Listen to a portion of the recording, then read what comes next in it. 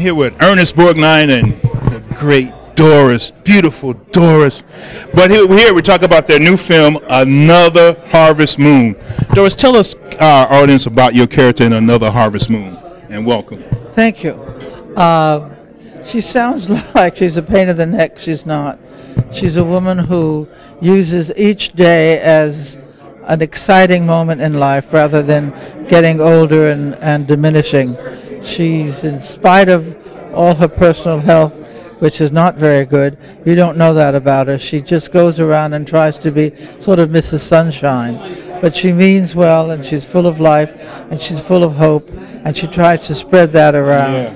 And it's very important, because as you get older and unfortunately get infirmed, you need people like her in your life, because it's tough to just do it alone, and it's tough to come up with things that are happening to your body, and it's life. Yeah, it sure is. That's why I enjoyed this film. It showed just their lives there at the facility that they were at. Now, Ernie, your character Frank, tell us a little bit about that. Him. He's the kind of a fella that he's still alive. He's still going, but he's got problems. He's lost his wife, his joy of living with her, and everything else. And now the only thing he has is a little tiny thing that she used to cut her nails with, And he keeps it close to himself because he said, this is this is what I came up with, with my wife.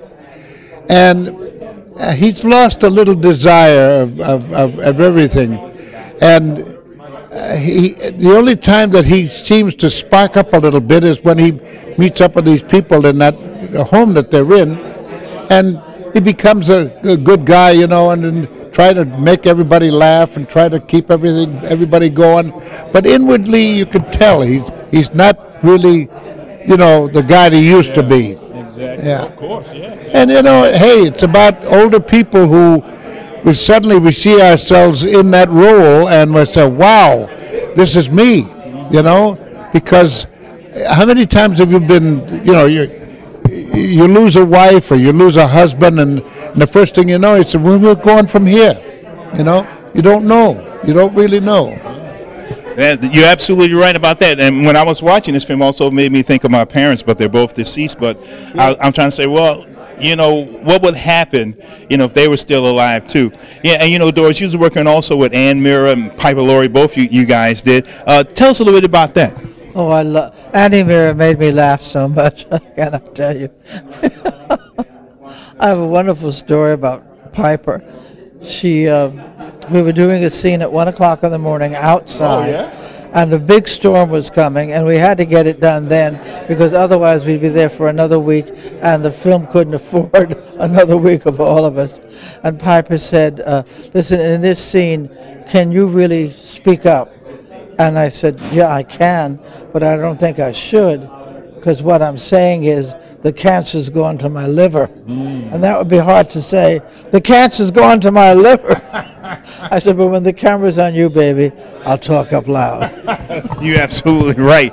Now, there's another actor in here, too, Richard Schiff. I really enjoy his work, too. And you did a lot of scenes with him because he played your son. Yeah, played my son. How was that experience working with him? Oh, he was wonderful.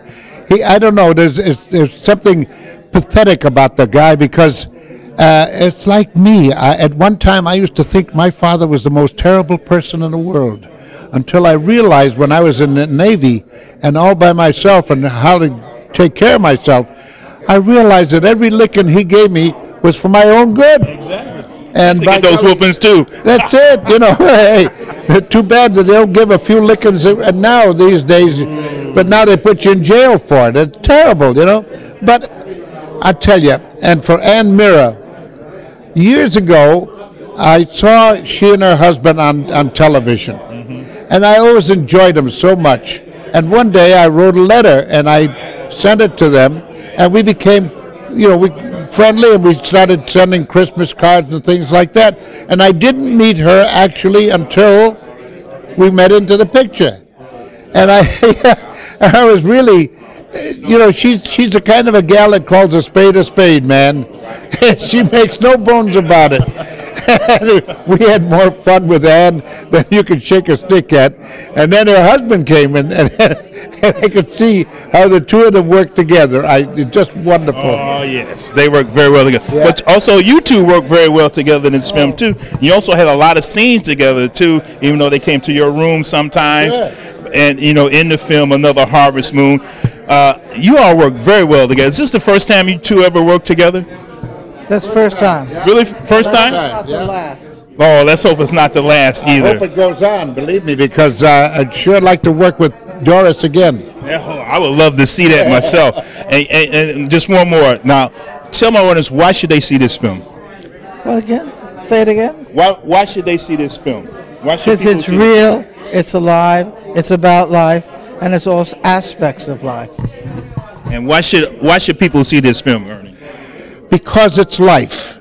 It's what life is all about, and whether you like it or not, this is the way it's going to be, and a lot of it is. And why not see it and enjoy it, and learn for yourself what's in store for a lot of people. And I think that you'll see a lot of yourself in it. I saw a lot of myself. That's why I enjoyed it. Thank you very much. My Thank you pleasure, very Al. much. God bless. Thank you, Doris, very much. I want a hug. All right.